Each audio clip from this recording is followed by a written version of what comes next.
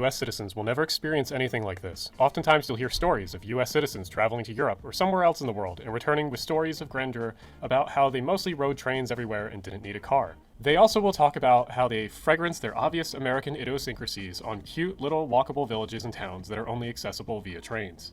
Then again, they return to their hometown somewhere in the US that is in a land of suburban developments with no central downtown. They wonder to themselves, why did they enjoy going to all those places overseas? Surely it was the different cultures, or maybe the foods.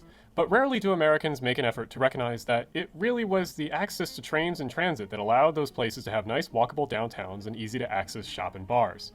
Like one guy once said, "Some so subtle you might not have even noticed, but your brain did." And when it comes to urban planning, most projects are voted upon, or elected officials vote on different plans. And this is where the problem of Americans not understanding trains can hurt a lot.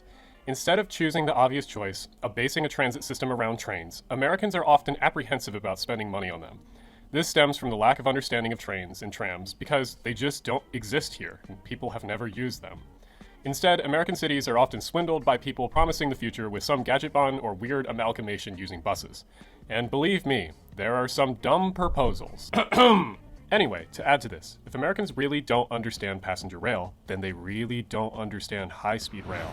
But I'm lucky enough to live in one of the two small places in the US currently with high-speed rail.